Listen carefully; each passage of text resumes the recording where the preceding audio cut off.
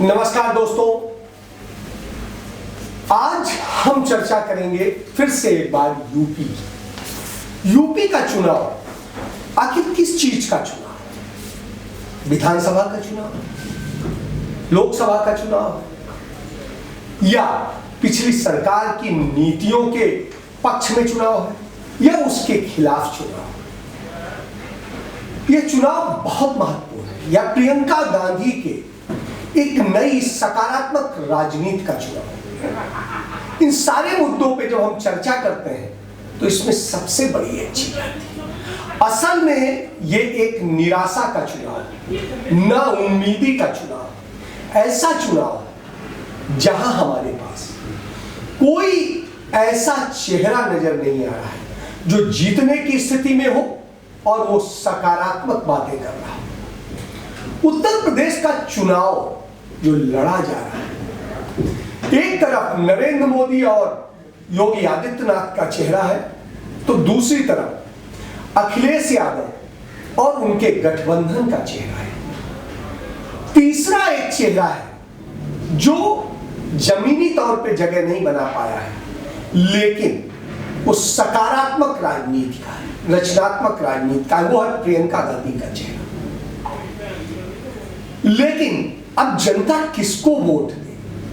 क्योंकि मायावती आज खत्म होती दिखती है, उनका वजूद खत्म होता दिखता है, क्योंकि उनकी टिकट देने की रणनीति, उनकी जातिगत जो समीकरण बिठाने की रणनीति सब फेल हो चुकी है। उनका तथाकथित सोशल इंजीनियरिंग फेल हो चुका है।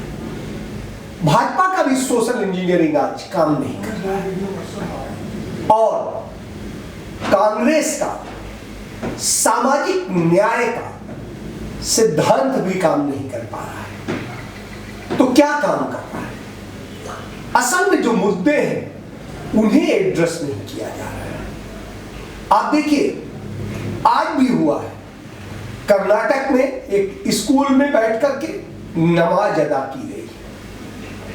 दूसरी तरफ वहां हिजाब पहन के आई लड़की को, एक अकेली लड़की को 25-30 हिंदूवादी घेरते हैं और उससे जबरन जय श्री राम कहलाने की कोशिश करते हैं।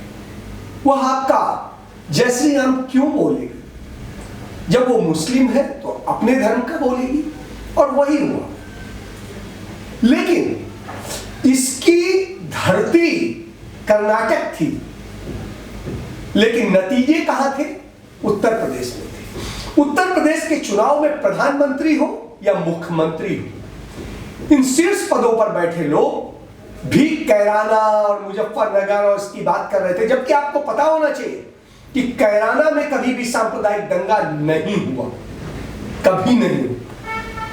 जो दंगा हुआ था वो मुजफ्फरनगर में हुआ था, और उसमें मुस्लिम्स का आरोप है कि हिंदुओं ने उन्हें मारा, और अखिलेश यादव की तब सरकार थी और अखिलेश यादव ने उनको बचाया नहीं। दूसरी तरफ जाटों की नाराजगी थी कि हमें उस तरह से संरक्षण नहीं दिया गया। अब आप समझ सकते हैं। लेकिन अब किसान आंदोलन के दौरान जब दोनों पक्ष बैठे तो तमाम गिले शिकवे मिटे और तमाम मिट रहे। जब ऐसा हो रहा तो ऐसे वक्त में जब प्रेम अमन चैन कायम हो रहा हो, देश का प्रधानमंत्री और प्रदेश का मुख्यमंत्री, देश का गृह मंत्री, ये सब जाकर वहां यही याद दिलाते हो कि अरे बच के रहना, इनसे बच के रहना। टुकड़े टुकड़े करने की राजनीति हो रही हो, तो किस उम्मीद की राजनीति है, किस उम्मीद का चुनाव? दूसरी तरफ मुद्दे गायब। मुद्दों पे भी बात की है तो प्रियंका गांधी ने की है। उन्होंने तमाम तरह के विधान सामने लेके आई हैं। उन्नति विधान, युवा जो नौकरी रोजगार विधान, उसके बाद लड़कियों के लिए सशक्तिकरण विधान, तमाम सारी चीजें लेके आई और उनकी पूरी कार्य योजना समझाई। लेकिन वो जनता तक वह असर नहीं छोड़ पा रही। क्योंकि जनता जानती है आपका निजी नीचे संगठन नहीं है अभी, और ऐसी स्थिति में वो आपको वोट दे करके कैसे अपनी समस्या मोल ले। उसे तो अभी ये चाहिए है कि उस सरकार को उखाड़ फेंकना है जो सरकार उसको पिछले 5 साल से परेशान कर रही है, उसे नौकरी नहीं दे रही। जिन नौकरियों की जगह निकाली गई, परीक्षाएं हुई, उनके पेपर लीक हो गए हैं। अन्ना पशुओं ने पूरे पूरे खेत तबाह कर दिए हैं। किसान बदहाली में जी रहा है, युवा बेरोजगारी में जी रहा है, अराजकता घर कर गई है। और तब कहा जाता है भयमुक्त उत्तर प्रदेश, जब रोजाना 9 बेटियों की आबरू लूट ली जाती है उत्तर प्रदेश में। 1 दर्जन बेटियां सामूहिक बलात्कार का शिकार हो जाती हैं। आप ये समझिए, रोजाना कोई ना कोई ऐसी घटना हो रही है जो घिनौनी है, ऐसी घिनौनी घटनाएं। और उनमें भी करने वाले अधिकतर जो आरोपी हैं वो भारतीय जनता पार्टी से जुड़े हुए लोग हैं। तब सवाल उठता है, सवाल तब भी उठता है जब तमाम सारी समस्याएं सामने आती हैं। हम ये देखते हैं कि किस तरह के हालात में हम जी रहे हैं और इनमें क्या होने वाला है। आपको यह जानना होगा कि क्या है। प्रथम चरण का चुनाव हो चुका है, तकरीबन 61% वोट पड़े हैं, लेकिन वोटों में कहीं ना कहीं निराशा दिखाई दी। लोग उस निराशा में कि अब कैसे, दूसरे चरण का चुनाव 2 दिन बाद है। ऐसी स्थिति में क्या तैयारियां होंगी, क्या करना है, कैसे करना है, इन सब बातों को समझना होगा और इनके लिए क्या किया जा रहा है आपको देखना होगा, आपको समझना होगा। आपको यह भी जानना होगा कि हालात क्यों ऐसे बने हैं। उत्तर प्रदेश में 12 लाख सरकारी नौकरियों के पद खाली पड़े हुए हैं। जो शिक्षकों क्या है, शिक्षकों के साथ अन्याय हुआ है, महिलाओं के साथ अन्याय हुआ है, बेटियां लूटी हैं और अपराधी खत्म करने के नाम पर ब्राह्मणों के बच्चे मारे गए हैं, मुसलमानों के बच्चे मारे गए हैं, या कुछ चुनिंदा लोगों के बच्चे मारे गए हैं। आज भी अपराधी, जो बड़े अपराधी हैं, वो सुरक्षित, चाहे वो भाजपा के ब्रजेश सिंह हो या बहुजन समाज पार्टी के अतीक अहमद, और